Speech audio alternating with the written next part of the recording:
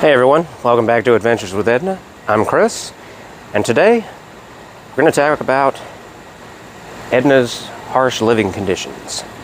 As some of you guys know, I treat Edna like a daily driver. Most of the time I drive her to work. The last 2 weeks I drove her to work almost every day. And unfortunately, Edna does not have a garage. So she's subject to the entire environment where I live. Rain, snow, ice, sleet. She's like the postman. Because of that, there's a lot of things that I have to do to try to keep her as pristine as I can. You guys know that she's a patina truck, but I do try to keep the rust off of her as much as I can. I try to keep her clean. And one of those things is the bedwood. So let's check this out.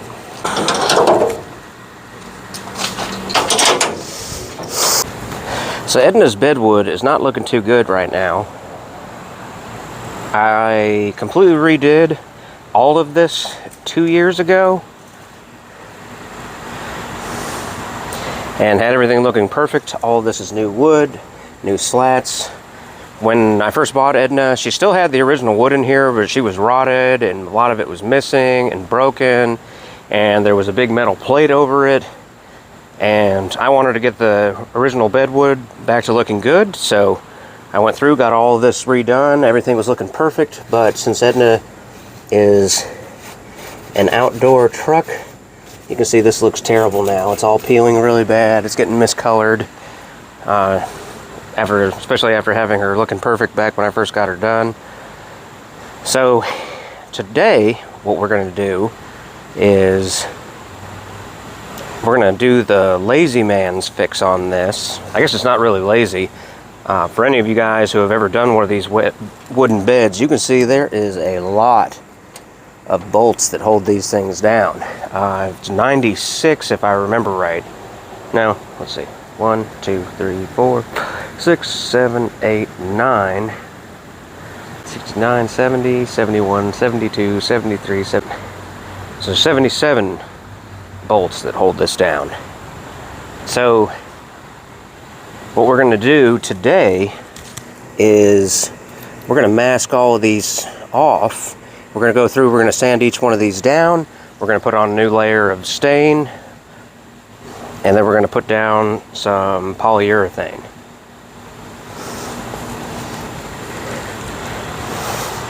Now, just on a side note, again, with Edna being a patina truck, I have to keep regular maintenance on some of this stuff. The hood has the boiled linseed oil on it, which feels like it needs to be redone. I know a lot of those guys say it can last 6 months to a year, but I kind of have to do it every 3 months because she's always outside. The fenders are cleared, so I don't have to worry too much about those. It does look like it's getting a little thin right there, but I'm trying to keep all of this as nice as I can. One of the first things I did when I bought Edna was make sure the cab was sealed up. So as you can see, there's all new rubber here. New felt in the windows, which is weirdly bleaching out from the sun. All new rubber seals around the doors. New glass, new rubber around the glass.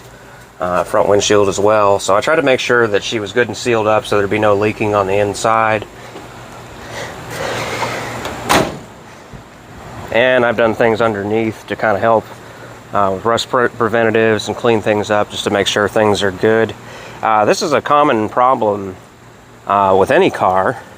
Some of you guys know that my other car is Venom. Venom is a 1998 BMW 540i Sport with a 6-speed package. Venom is kind of also in the same boat.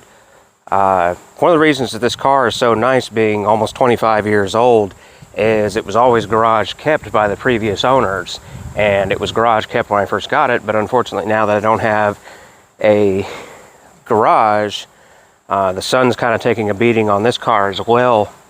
My rubber around the windows, or the windshield, is cracking up real bad. I just happened to notice that it was starting to peel right here on the insert for the roof rack.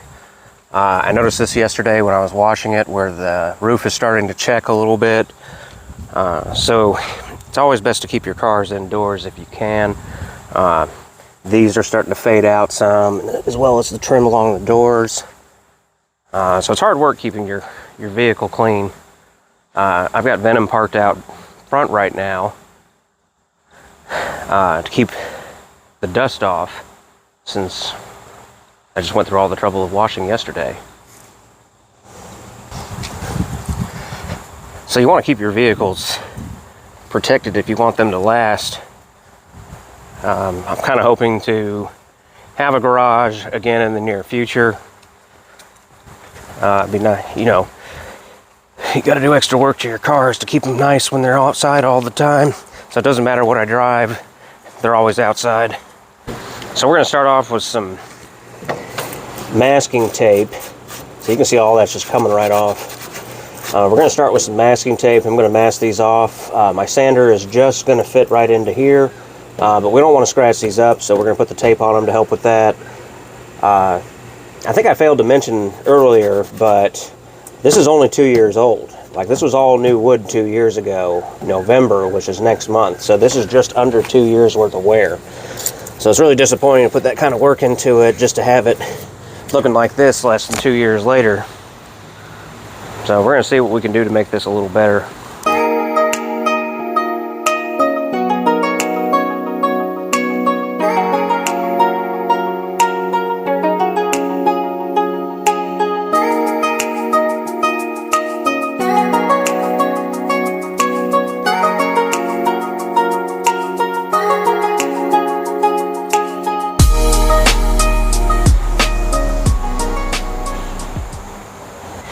So, hindsight being 20/20 and all,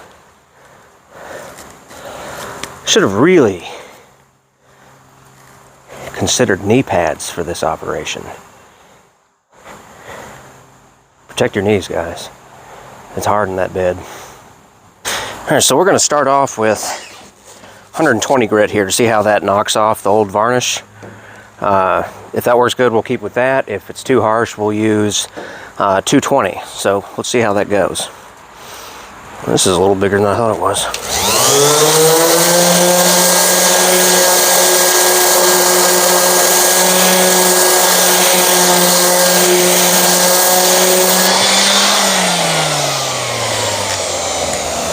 Well, the 120 ate right through the tape. Not good. What to do, what to do.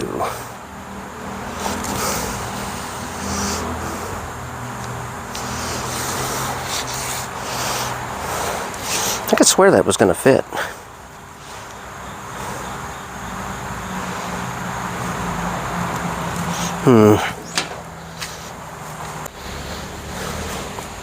Alright, my belt sander fits in there nicely. Let's try that.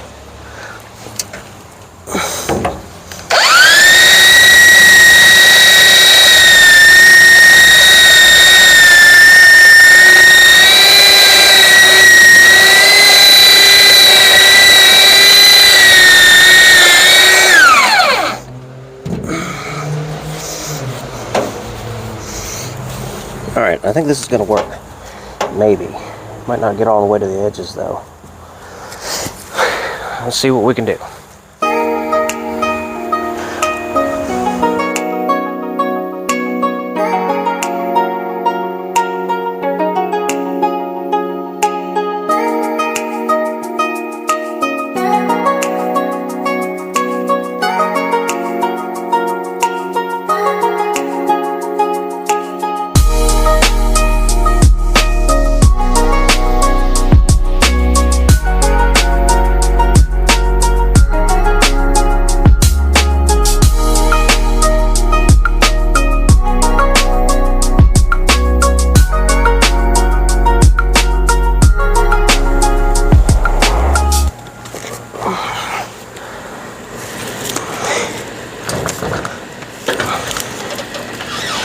So let's take a minute to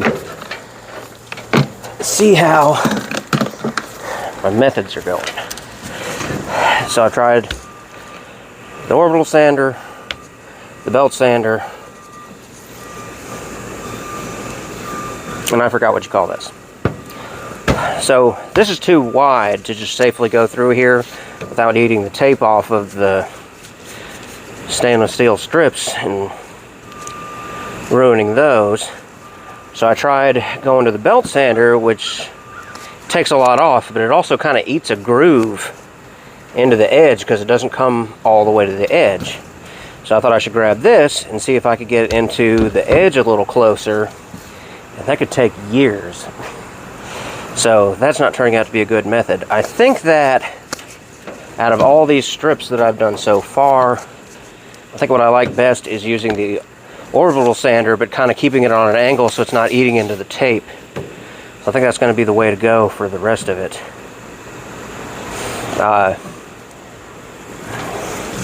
Like I said, this is less than 2 years old. I had this done just in time for a car show that I took it to in downtown Greer, where I took an award for sponsor pick, which was pretty cool. It was the first award that Edna won.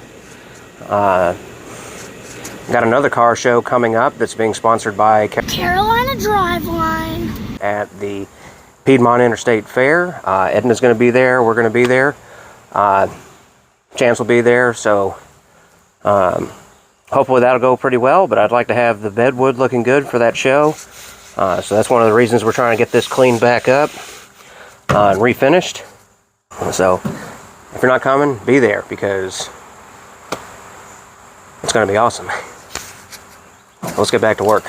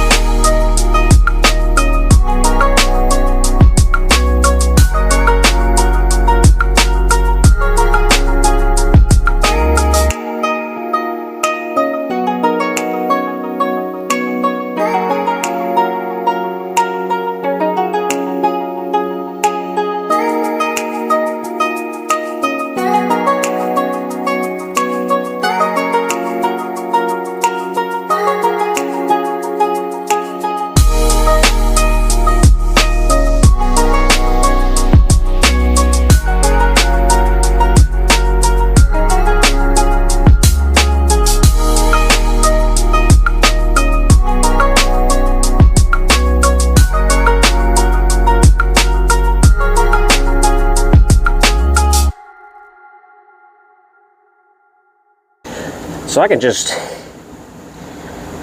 feel some of you guys just cringing over the way that I'm doing this. Especially that guy right there.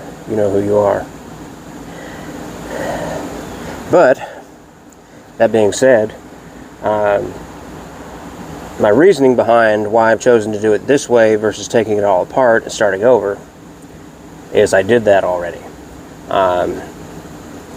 When I first did the bed, I pulled out all the original wood. I was thinking about keeping it and trying to do some of it, but it was not really, I couldn't think of anything good and eventually ended up tossing it. But I have all the new wood in here, and I went through and stained all of this. Got all the pieces individually done up on both sides. If you get under the truck, you may have seen it in some of my videos where I'm working underneath. You can still see that the bottom side of it still looks perfect because it doesn't see any sun. Probably doesn't, I'm sure it gets wet, but probably not like it does up here. But like I said, I did this already, where I took all this out. And even after I've done this, Edna's still going to be outside. So I could be doing this again in 2 years. Something I'd like to do, an idea I've been kicking around in my head, is they don't seem to really offer any good tonneau covers for these, which I feel like it'd be a good solution to this. It seems like the only one they even offer anymore is held on with Velcro. So anyway, I have a friend who owns the shop High Performance, Brent over there. He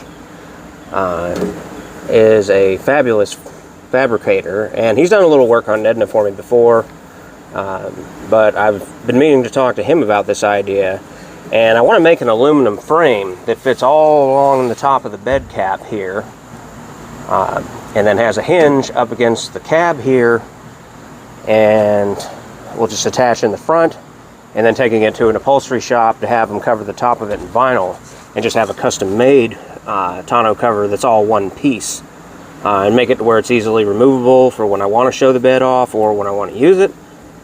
So that's kind of what I would like to do. So in the meantime, until Edna gets a garage, there's really no point in just going all out like with this like I did the first time.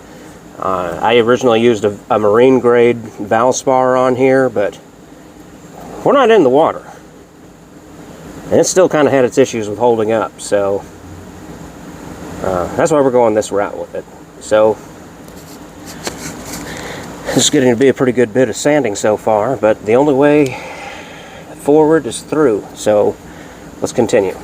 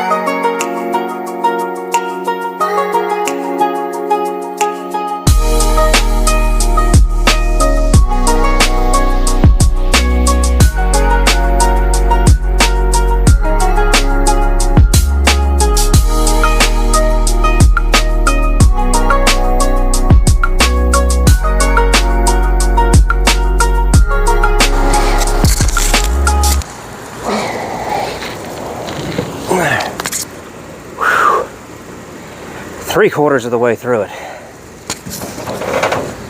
Some of the wood is darkened. You can see there's gray spots through here, but like this board, like no matter how much I sanded it, it didn't get any lighter. Neither did that one, and it looks like this one on the far right is going to be that way too. So we're getting there.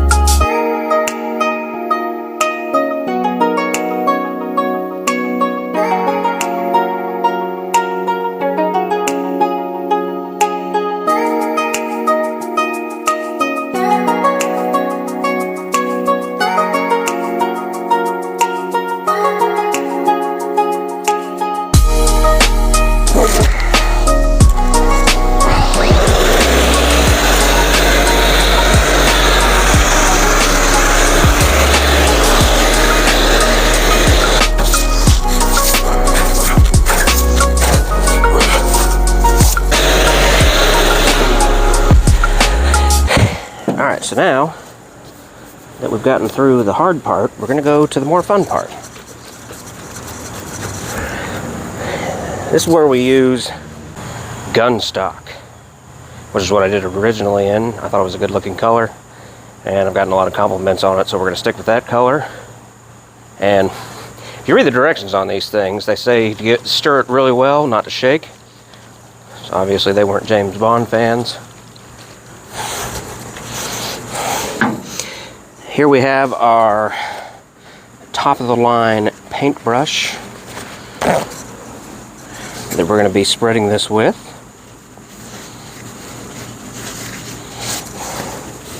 Not only that, but we got our extra special latex gloves here. Apparently I forgot to bring a can opener, which is fine. Let's get some color on this.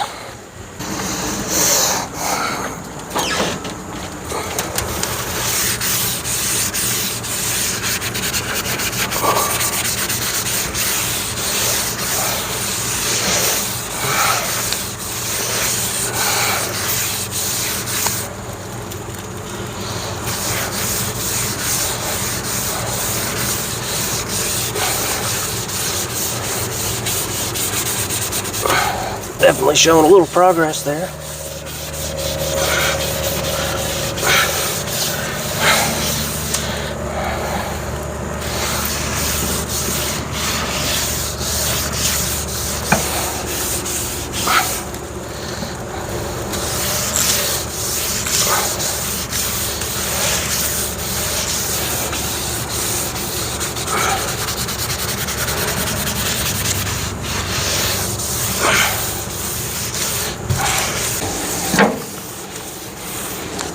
I could see a few spots where, I don't know if you can see that there, but that's, see the screen?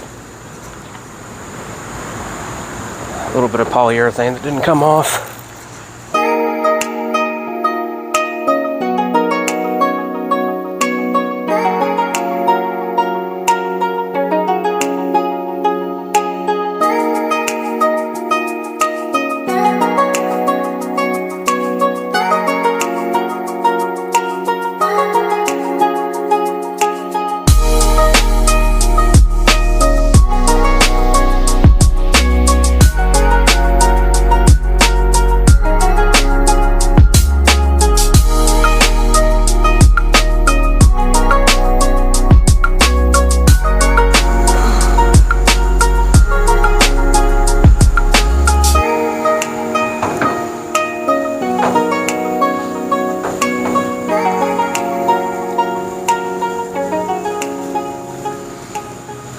The next day. Not really. So, like I said, this takes 4 hours to dry before we can start putting any polyurethane on it. I went inside to wash my hands, put all the tools away, and realized it's already 5:30, which means by the time the stuff is dry enough to put any polyurethane on it, it's going to be 9:30 out here and too dark to do it. Which gets back to my original thing about Edna's harsh living conditions. So I started this project, and I was hoping to at least get one coat of the polyurethane on here before having to finish for the day. And my plan was to use the Minwax Helmsman spar urethane. I have used this in the past on other projects. I used it on my cycle carts. It seemed like it did pretty well on those because they had wood flooring, and I used it in those. So I figured I would use this time. It says exceptional protection from sunlight, rain and moisture, temperature changes, which are all major factors in Edna sitting out here. This is not what I used originally. When I first did all the bedwood, I used a different spar urethane from a boat company that was supposed to be marine grade.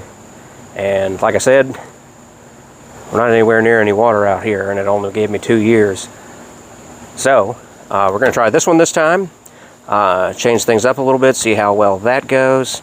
Unfortunately, 4 hours from now, like I said, it's going to be too dark to do any staining, or sorry, putting this on, so that's going to have to wait until the morning. Again, I could have done this at a friend's garage, made a mess at their house, didn't really want to do that, plus I would have had to drive it home afterwards, or get one of them to drive me home, and then I would have had to go back over there another time, and it would have just been kind of inconvenient. So I kind of have to work with what I got. So my plan is tomorrow to put a coat on before I go to work. Try to get another coat on after work. And the other thing I got to kind of worry about is this tape probably isn't great to be sitting on here in the sunlight, so that's going to suck too. So I might have to worry about that not wanting to peel off later. But I could get at least 2 coats on there beforehand. I think I had 7 coats maybe the first time I did it. But anyway, so that's going to bring us to a close on this video. If you like this video, hit the like button. If you want to see more like it, please subscribe. And if you love it, don't forget to share it with your friends. Thanks for watching, and we'll see you in the next one.